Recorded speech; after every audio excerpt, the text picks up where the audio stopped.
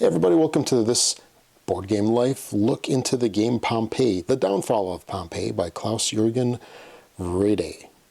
This is a game that recently got reprinted, and let's take a look. Initially, here's the components, here's the board. There's a really cool plastic volcano that you get and you set up over here. Kudos to Mayfair for making a really cool tuck box for the cards.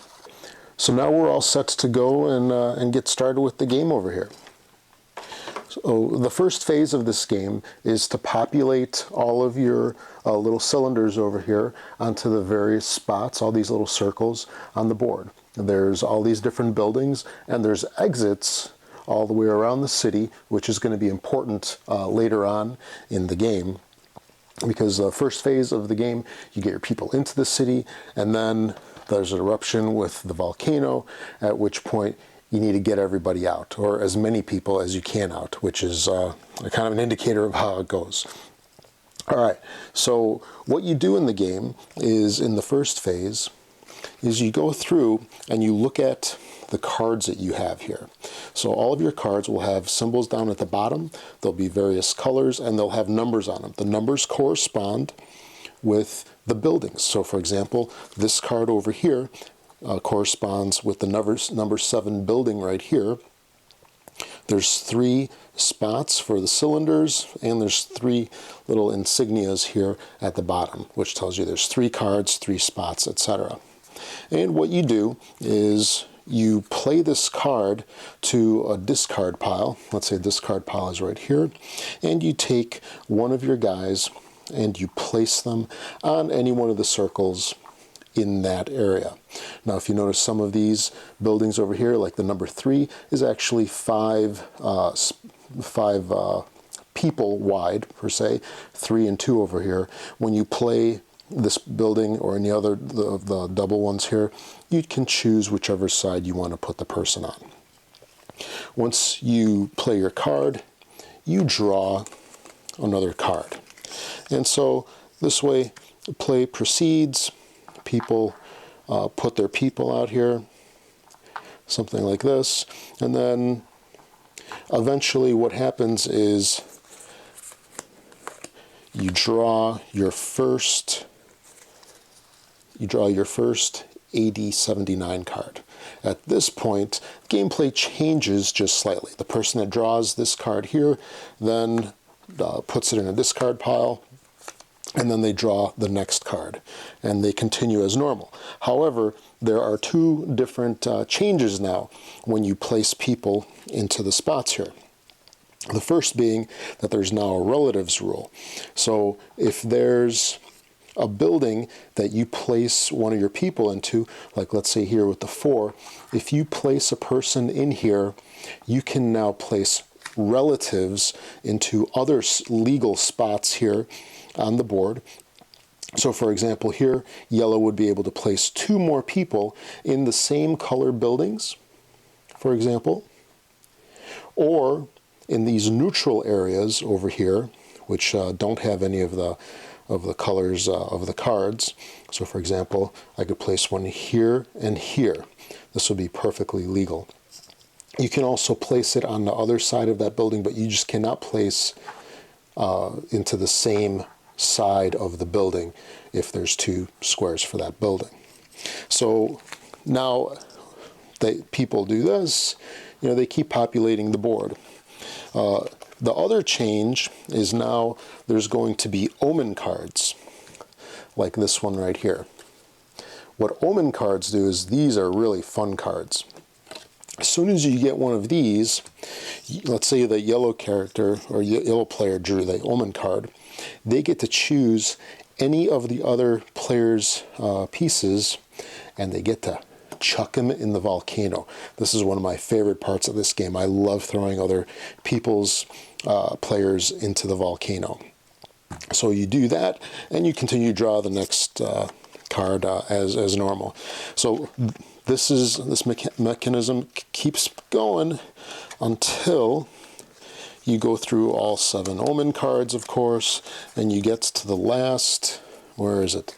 You get to the last AD 79 card. Now here, everything changes yet again. So the first phase of this game essentially had two parts to it. There's a first part, very generic, you're just placing guys down. Then I'd say part 1B brings out the Omen cards, where you start chucking people into the volcano. And it also brings out the relatives. And now there's a significant change. All the cards basically go away. Cards are done within the game, and now the volcano erupts. This guy starts erupting, and lava, magma, whatever you want to call it, or whatnot, starts flowing into the city, and it's time to get the people out. So we'll put a couple more guys in here. Yeah, that looks good to me. Okay, once the second phase is triggered, they call it Run for Your Lives, and that's a very fitting name for it. You bring out the cloth bag. The cloth bag has these little tiles in there, and these lava tiles, magma tiles, whatever you want to call them, they will have little symbols in them. Like here we've got that little, I don't know, pillar, stone pillar, remnant, fragment.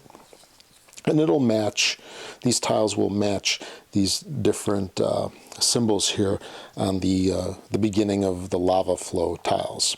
So at this point what happens is play begins to the person to the left of whoever triggered the last AD card, AD 79 card, and you start drawing these tiles and you place them. So here, this guy goes here. You start placing these until there's, and you pass this. Each person does one tile, and you start placing them until there's 6 tiles on the board. So here I drew another pillar. At this point, there's already a tile out here on the start location. So now I can place this anywhere adjacent, orthogonally here, to my start tile. So let's say I place this right here. So you can see what's going to happen here. Eventually, you're going to start covering things up. And let's see, here's 4. Let's see what we got. Where's this guy? That guy goes there. And then the last one. Let's just say here. Okay, at this point we have 6 tiles out on the board, and then the second phase really starts. At this point, players go through and they draw a tile, just like they did for the first 6 initial tiles. And like here I've got the little helmet guy. At this point, let's say I'm the yellow character. So here's the initial helmet, and I don't want to put this on top of myself, because what happens is if you cover up a piece, it gets chucked into the volcano. So I don't want to do it to myself. Okay, so let's say it's blue turn right now. Got another pillar over here. Well, that's not a good example. Let's say I'm the red guy, and I've got this pillar. I want to put it here, because I got these 2 guys that are just sitting there nice and vulnerable. And then I take these and I chuck them into the volcano. Very satisfying. I love that. That is just awesome. Except when it happens to you, then it's not as much fun. At that point, you can move 2 of your particular color cylinders here. And what you're looking to do is you're looking to move them out of one of the exits over here, any exit. And it moves kind of Finca style, if you're familiar with Finca, where the amount of pieces in that square, and these are just the actual squares, not buildings now. We're only looking at the actual squares. You can move only that far. So, for example, this red piece can only move 1 because it's the only piece there. If you had something like, let's say like this, right there, or actually even better, let's say if it was like that, this, the first piece now can move 3 spots because there's 3 pieces here. So you could technically go 1, 2, 3, and this is out. Right now, a piece could only move 2. So the first it could go is, let's say 1, 2, sitting right in front of the exit right there. So play commences like this. You draw a tile. Hey, it's another helmet. Hey, look at this. I just blocked that entrance or that exit right there, and yellow's going into the volcano. When you go through, and if you have any pieces that totally get blocked, I know this is not legal, but I'm just doing this for example's sake here. If a piece, let's say even like this, if a piece totally gets blocked, it gets chucked because it can't go anywhere. So play continues like this until the last tile is drawn out of the bag, and it gets pretty nasty. It definitely gets pretty nasty as people start throwing each other's little workers, little people into the volcano, and it's a blast. You definitely feel evil when you're chucking those guys into the volcano.